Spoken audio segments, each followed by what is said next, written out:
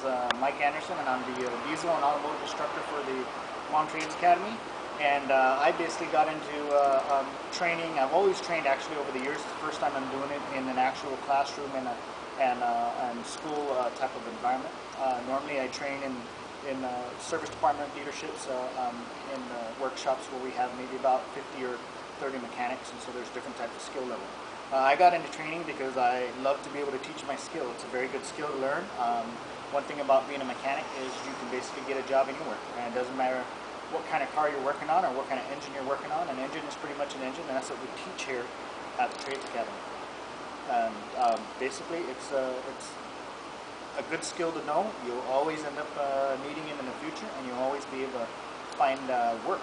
I like to be able to teach somebody something they don't know, or maybe connect the dots on information that they might have learned in the past. So a lot of times they've picked up various different types of information, and so I'm the kind of guy that can basically instruct them and kind of connect the dots, and it makes a lot more sense.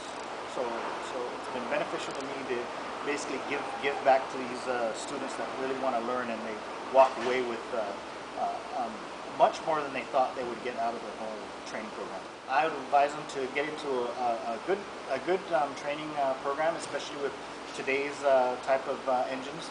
They're much more advanced than they used to be in the 70s and 80s and 90s. Now we have the 2010s. We have a lot more high-performance vehicles that are out there, and a lot more efficient vehicles.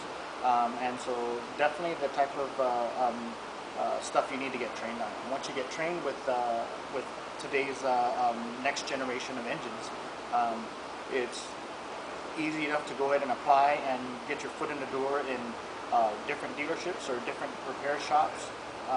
On Guam, the transportation department, which includes most equipment and automotive and machines that basically run on the island, is really the biggest industry in the island. There's a lot of machines and equipment out there, and they all need mechanics to work on them. So there's many places you can find employment.